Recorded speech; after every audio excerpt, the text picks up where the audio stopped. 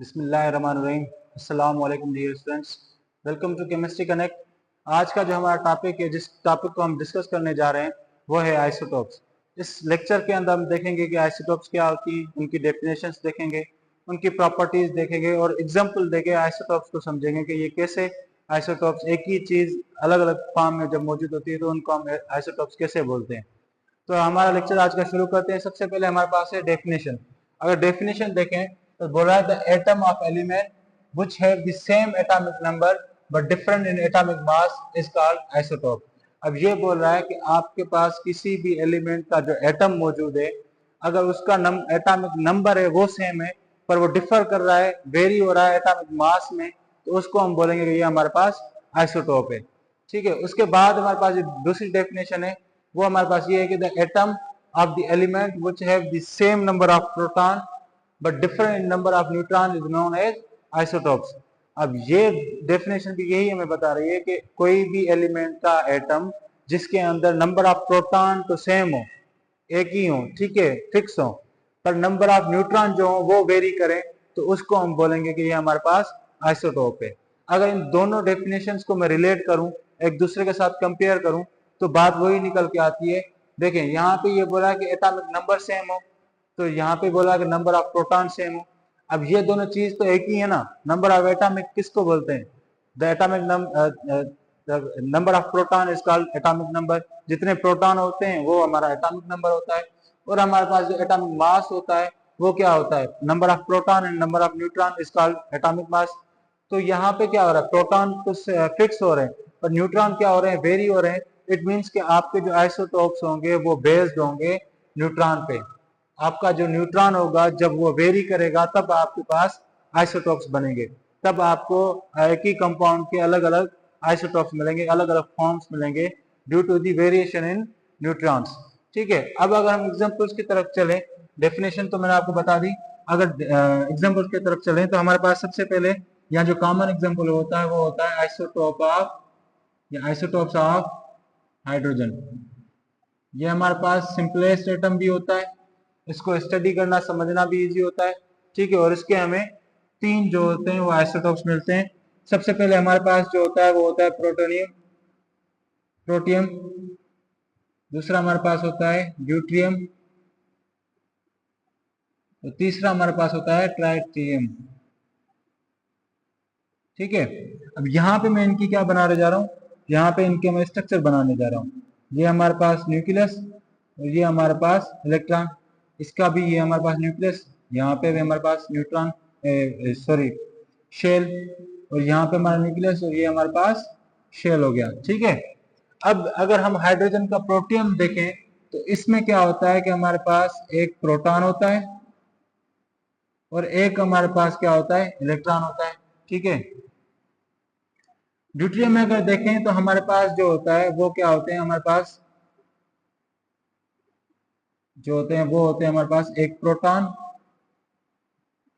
एक इलेक्ट्रॉन, ठीक है, और एक हमारे पास न्यूट्रॉन भी होता है इसके अंदर। अगर ट्राइटियम में देखें तो हमारे पास एक ही इलेक्ट्रॉन होता है, एक ही प्रोटॉन होता है और हमारे पास दो जो होते हैं वो हमारे पास होते हैं न्यूट्रॉन्स। यहाँ पे मैं टेबल बनाने जा रहा हूँ। देखें, अगर इसका हम देखें तो हमारे पास जो प्रोटॉन होगा वो कितने होंगे, इलेक्ट्रॉन होगा वो कितने होंगे, न्यूट्रॉन होंगे वो कितने होंगे, और एटॉमिक जो मास होगा, ठीक है, जिसको मैं एटॉमिक मास में पूरा लिख लेता हूँ यहाँ पे, एटॉमिक मास, ठीक है, और एटॉमिक जो हमारे पास नंबर होगा, एटॉमिक नंबर होगा यहाँ पे मैंने लिख दिया।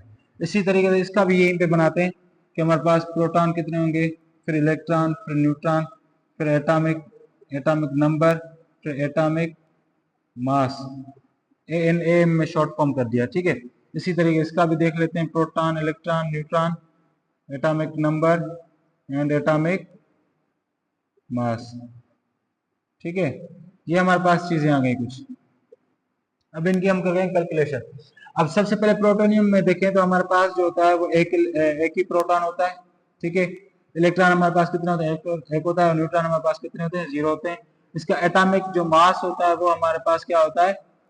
एक ही होता है, क्योंकि एक ही number of proton and neutron तो जीरो है, और हमारे पास एटॉमिक जो नंबर होता है वो भी एक ही होता है।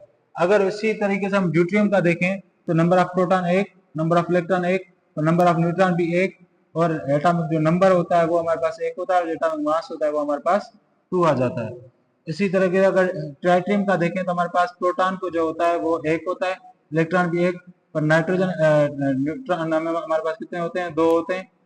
एटॉमिक नंबर हमारे पास क्या आ गया, एक आ गया, और एटॉमिक मास हमारे पास क्या आ गया, 3 आ गया। अगर आप अब इन डेफिनेशंस को देखें और इन कैलकुलेशंस को देखें तो बात एक ही है। यहाँ पे ये बोला कि एटॉमिक नंबर क्या होगा, सेम होगा, तो एटॉमिक नंबर देखें तीनों में सेम है, ठीक है, तीनों में सेम है, ये एटॉमिक नंबर, ये एटॉमिक नंबर, ये एटॉमिक नंबर। और डिफरेंट एटॉमिक मास डिफर करेगा एटॉमिक मास में, तो यहाँ पे देखें एटॉमिक मास 1 है पहले में, दूसरे में 2 है, और तीसरे में 3 है, 3 एटॉमिक मास है। यहाँ अगर दूसरी डेफिनेशन जो है उसको रिलेट करें तो नंबर ऑफ प्रोटॉन जो होंगे वो फिक्स होंगे, तो प्रोटॉन इसमें भी 1, इसमें भी 1, इसमें भी 1। तो नंबर ऑफ न्यूट्रॉन क्या चेंज हो रहे हैं, तो न्यूट्रॉन इसमें पहले में 0, दूसरे में 1, और तीसरे में 2। अब यहाँ पे कुछ चीजें मैं आपको बता रहा हूँ कि हमारे पास पीरियोडिक टेबल में या जो भी 118 एलिमेंट्स हैं उनमें से वाहिद एक हाइड्रोजन है जिसमें न्यूट्रॉन प्रोटोनियम में नहीं होता। बाकी जो भी आपको पास जो भी आइसोटोप्स होंगे, जो भी एलिमेंट्स होंगे, सबके पास न्यूट्रॉन होगा, ठीक है। अगर इसकी बात करें तो सबसे ज्यादा जो अबंडेंट होता है वो हमारे पास हाइड्रोजन का प्रोटोनियम जो होता है, ये हमारे पास अबंडेंट होता है, सबसे ज्यादा मिलने वाला जो हमारे पास है प्रोटोनियम है। उसके बाद जो ड्यूटेरियम और ट्राइटियम है इनकी जो रेशो होती है वो कम होती है, कम ही हमें मिलते हैं।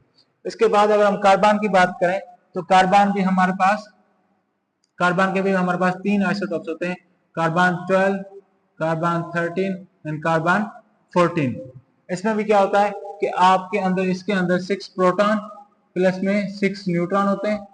इसके अंदर कार्बन 13 में देखें तो हमारे पास 6 प्रोटॉन प्लस में 7 न्यूट्रॉन होते हैं, और इस 14 के अंदर भी क्या होता है, 6 प्रोटॉन और प्लस में हमारे पास क्या होते हैं, 8 जो होते हैं वो न्यूट्रॉन होते हैं। यहाँ पे भी देखें तो कार्बन में क्या हो रहा है कि हमारे पास जो नंबर ऑफ प्रोटॉन है वो फिक्स हो रहा है, और नंबर ऑफ जो न्यूट्रॉन है वो चेंज हो रहा है, वो वेरी कर रहा है, पहले में 6 है, फिर 7 है, फिर 8 है। तो इसी तरीके से हमें कार्बन 12, 13 और 14 हमें जो आइसोटोप्स मिलते हैं। अब यहाँ पे जो मोस्ट जो अबंडेंट है या जो हमें मिलने वाला है ये है कार्बन 12 और कार्बन 13।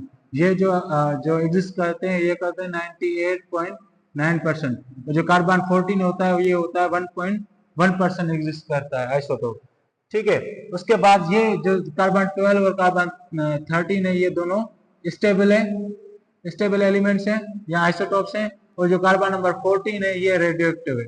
रेडियो एक्टिव का मतलब है कि ये हमें रेडिएशंस देता है ऑटोमेटिकली, अनस्टेबल है तो इसमें से रेडिएशंस निकलते हैं।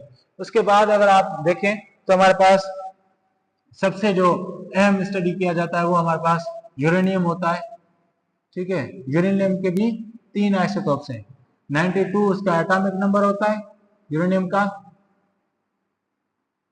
और हमारे पास जो होते हैं वो 34, 35 और 38 यूरेनियम जो हम वेपन्स वगैरह में यूज करते हैं, जो एटॉमिक बम वगैरह बनते हैं उनमें भी हम यूरेनियम को यूज करते हैं। तो ये जो यूरेनियम है सबसे जो अबंडेंट है वो हमारे पास यूरेनियम है।